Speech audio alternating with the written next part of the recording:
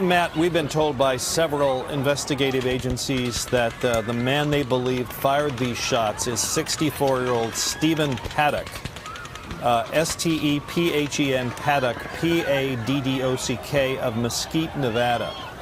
The authorities are now searching his house in Mesquite. They have told us, and the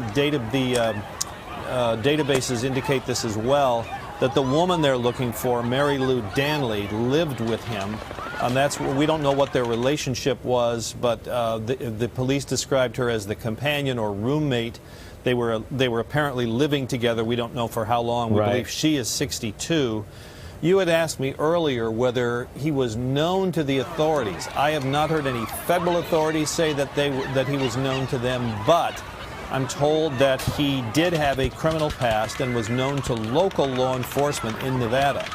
What that criminal past is, I don't know at this point, but apparently his name was familiar to them. This doesn't help answer the big question here of why. There's no indication so far at this early stage that this was a terror attack. We're coming up now on roughly 5 hours. 5 hours since this happened. They're obviously looking through his house, looking to see when he planned this, why he did it, whether they can find any indication of that. But at this point, no known connection to terrorism.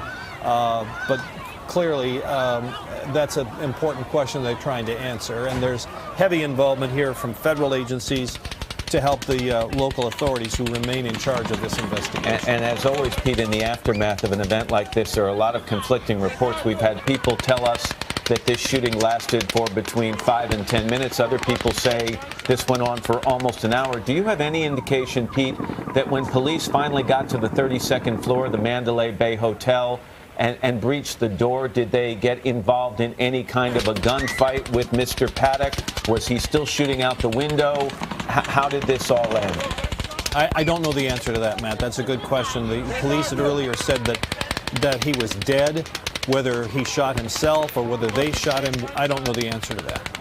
And as we understand it, the suspect, Stephen Paddock, lived with the woman of interest that police now seek. Her name, Mary Lou Danley, and there are conflicting reports. We just don't know definitively whether or not she was actually in Las Vegas tonight, whether she was part of this or even at the hotel.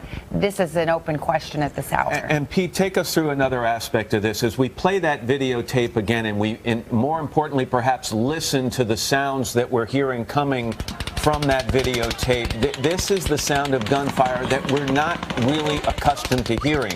We have, unfortunately, in the past, heard incidents where there have been mass shootings, but the sound of the gunfire is different than what we're hearing on this tape. Take me through that.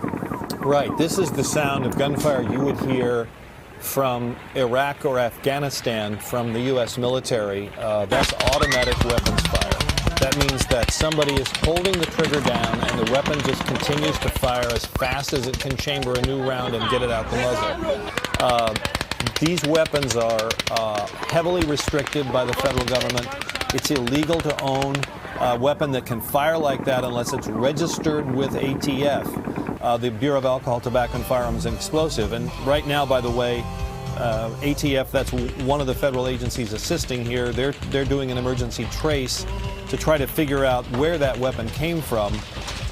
It's possible to acquire a weapon that's made to fire automatically like that. The U.S. military uses them extensively overseas.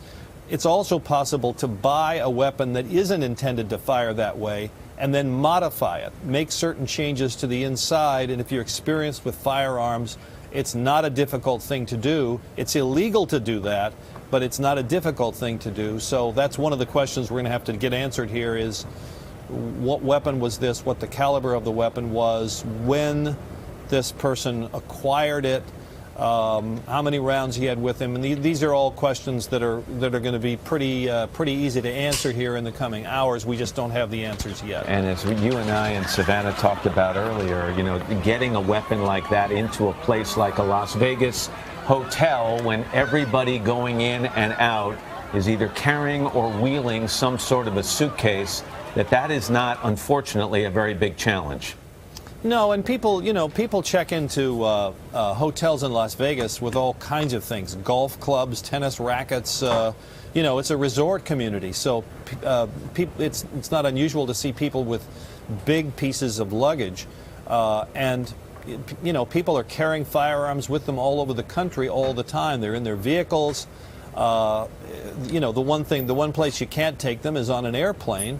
But you can check them onto an airplane, so you could. But that's not the case here, because the suspect Stephen Paddock and also the woman who they're eager to find, Mary Lou Donley, lived nearby, near Las Vegas, in the community of Mesquite, Nevada. And as I mentioned earlier, they're now aggressively searching his home. They're also looking for the two cars that were registered to him, a Hyundai Tucson and a Chrysler Pacifica touring vehicle. The police have earlier put out the license numbers out there, and they're asking people to keep a sharp eye out for those vehicles because they want to try to find them as well, because they may hold important evidence too.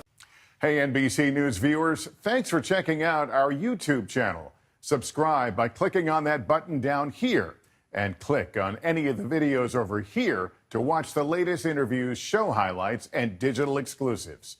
Thanks for watching.